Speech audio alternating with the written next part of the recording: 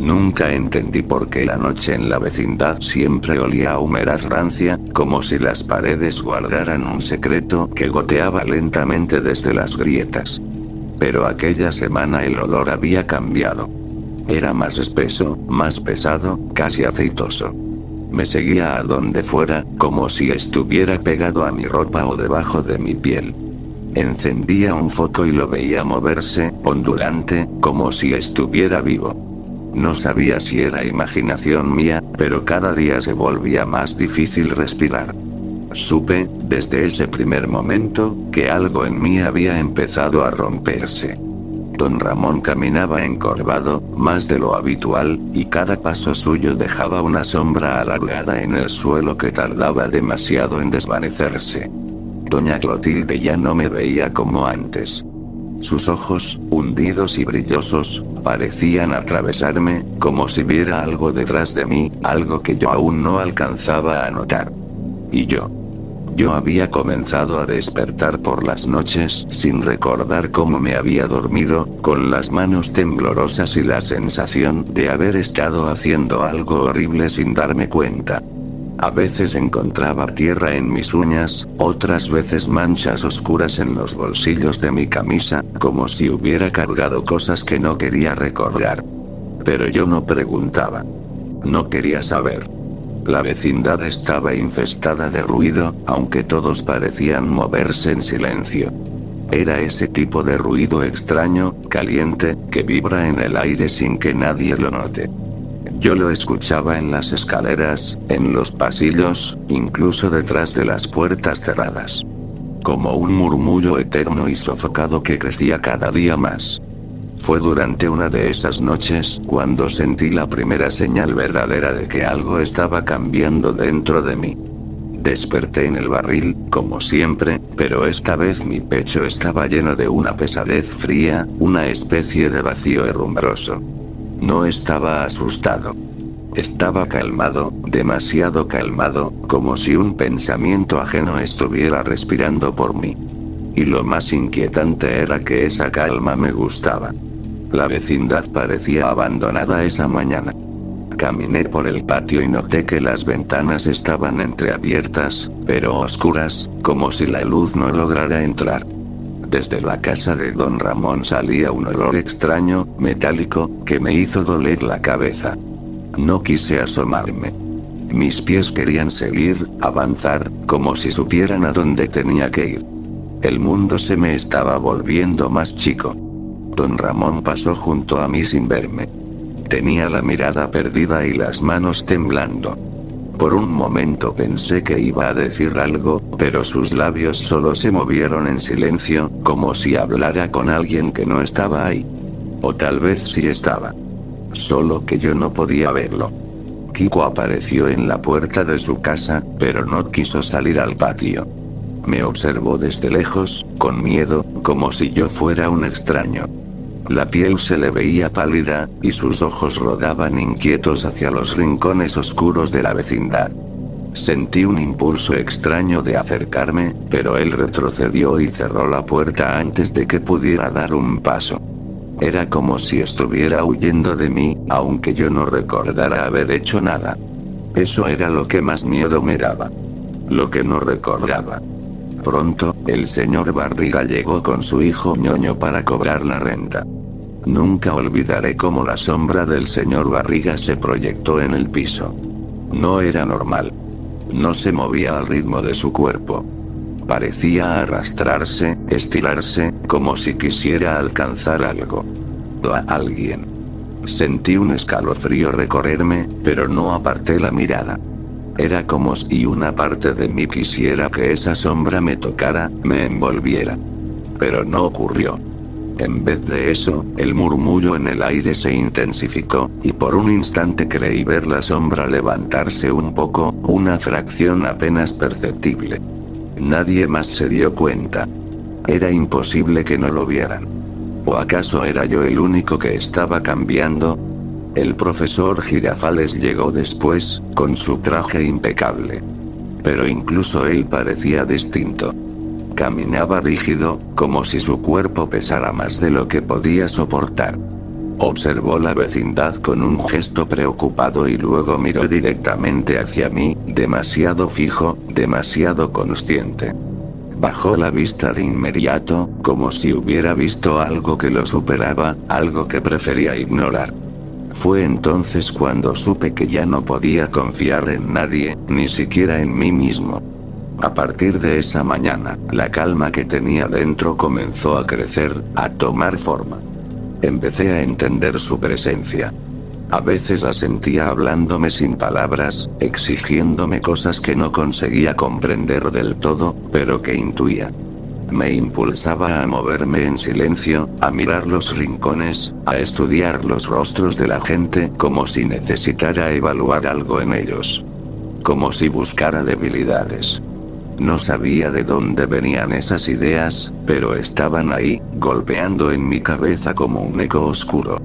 Una tarde, mientras el sol se ocultaba y las sombras se alargaban como dedos deformes, me di cuenta de que mis manos ya no temblaban. Caminé hacia la salida de la vecindad, sin saber por qué. Algo allá afuera me llamaba. No con palabras, no con voces, sino con esa calma espesa que ya me invadía por completo. Y seguí avanzando, sin miedo, sin dudas, como si al fin hubiera entendido mi propósito. Recuerdo vagamente figuras esperándome en la calle, rostros borrosos y rígidos que parecían conocerme. No sé si eran personas, sombras o algo entre ambas cosas. Pero me hicieron una seña. Yo asentí sin pensarlo. La calma dentro de mí se volvió tan fuerte que casi me derribó. Era cálida, poderosa, como si por fin hubiera encontrado un lugar al que pertenecía. Esa noche no dormí en el barril. No dormí en ningún lado. No recuerdo qué hice, pero desperté al día siguiente con la ropa sucia, las manos ásperas y un peso invisible inclinando mis hombros hacia adelante. En mi bolsillo encontré algo que no supe identificar, envuelto en papel. Era pequeño, duro, y despedía un olor leve pero desagradable. Lo tiré sin abrirlo. No necesitaba saber qué era. Porque para entonces ya sabía perfectamente en qué me estaba convirtiendo. Y lo peor es que ya no podía detenerlo. El amanecer de aquel día llegó sin ruido, como si la luz temiera tocar la vecindad. Todo estaba demasiado quieto. Ni siquiera los pájaros se atrevían a pasar por encima del patio. El aire era espeso, casi sólido, y cada respiración me costaba un esfuerzo que no parecía humano. Como si no fuera yo quien respiraba, sino algo dentro de mí. Me di cuenta de que ya no tenía hambre. No recordaba cuándo había sido la última vez que lo sentí. Tampoco tenía sueño. Era como si mi cuerpo se estuviera vaciando de cosas que antes me hacían normal. Me volví ligero por dentro, pero de una forma desagradable, como si las emociones se hubieran oxidado y caído en pedazos. Caminé por el patio, observando las paredes. Todas parecían estar susurrando. No con sonidos, sino con una vibración leve que se colaba entre las grietas. A veces creía escuchar mi nombre, pero no era mi voz. Era más grave, más cercana, como si viniera desde dentro del concreto viejo. Esa mañana regresé al barril por costumbre, pero me detuve antes de entrar. Allí no me sentía a salvo. O quizá el problema era que ya no pertenecía a ese espacio, como si hubiera sido expulsado silenciosamente de la inocencia que un día tuve. La sombra del barril parecía abrirse como un pozo profundo, más oscuro de lo que debería ser. Cuando levanté la vista, me sorprendió encontrar a doña Clotilde observándome desde su puerta. No parecía asustada. Parecía resignada. Sabía algo. Lo sabía desde hacía días. Comprendió antes que yo que ya no era el mismo. Quizá por eso evitó hablarme, quizá porque entendió que no podía ayudarme. Nuestros ojos se cruzaron por unos segundos que se sintieron eternos. Sus labios se movieron sin emitir sonido alguno. No supe leerlos. No quise leerlos. Ella cerró la puerta. Y yo supe que el final se acercaba. A media mañana, el señor Barriga regresó, como si la vecindad lo hubiera llamado de alguna forma. Traía papeles en la mano y una expresión cansada. Pero había algo distinto en él. Parecía oler el cambio en el ambiente. Me miró con una mezcla de preocupación y sospecha. Creo que quiso preguntarme si me sentía bien, pero nunca abrió la boca. Algo en mi mirada debió detenerlo. Ñoño se escondió detrás de él. Sus ojos estaban rojos, como si hubiera llorado. Me di cuenta de que me temía. Y lo peor es que yo no sentí nada al respecto. La calma, esa calma espesa que me había ido consumiendo, se apoderó por completo de mí al mediodía. Ya no escuchaba mis propios pensamientos. Escuchaba instrucciones. No eran palabras. Eran impulsos, órdenes invisibles, como si alguien hubiera tomado el control de mi respiración, de mi andar, de mis manos. No sabía de dónde venían, pero me guiaban sin titubeos. Salí de la vecindad sin avisar a nadie. Nadie intentó detenerme. Las calles estaban vacías, y los pocos que pasaban desviaban la mirada como si algo a mi alrededor distorsionara el aire. Llegué a un callejón que no reconocía. Era estrecho, con paredes húmedas y manchas oscuras que parecían palpitar. Allí estaban las figuras que había visto la noche anterior. Sombras humanas, rostros incompletos, cuerpos rígidos. Me esperaban. No hablaban, pero entendía lo que querían de mí.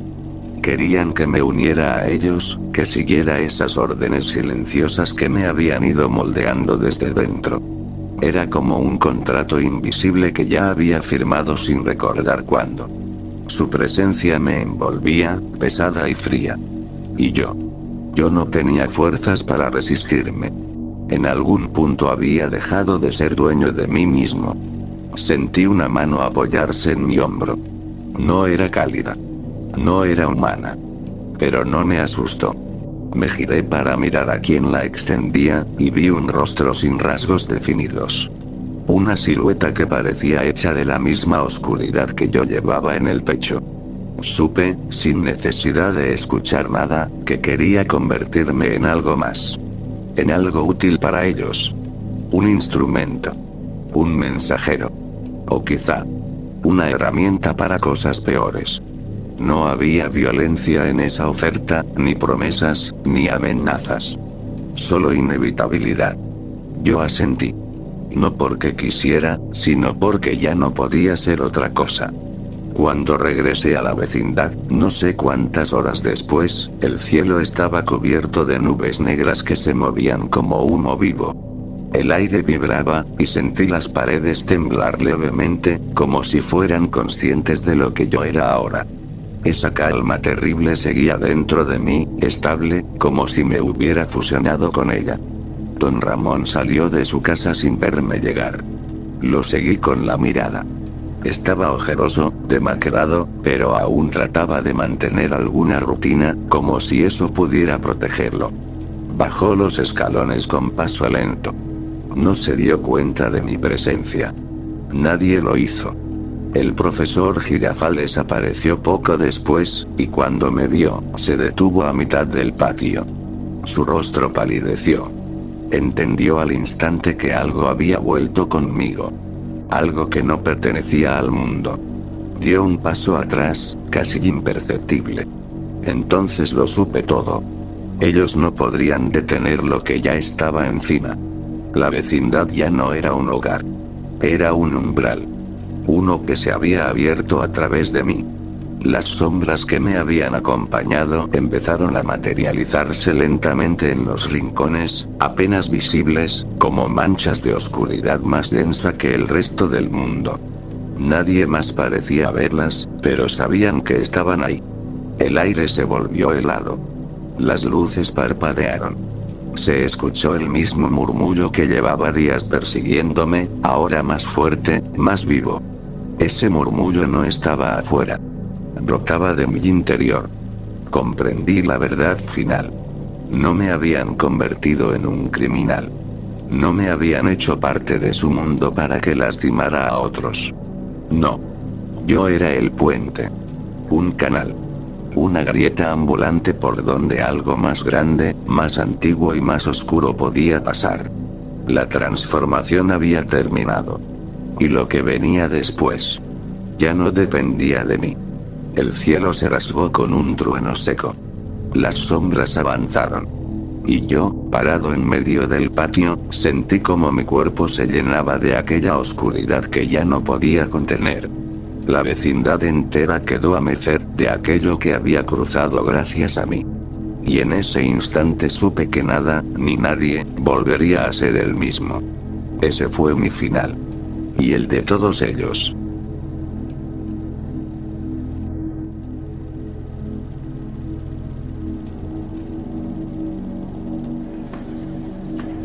¡Toma! No te doy otra más porque presta para que te algo.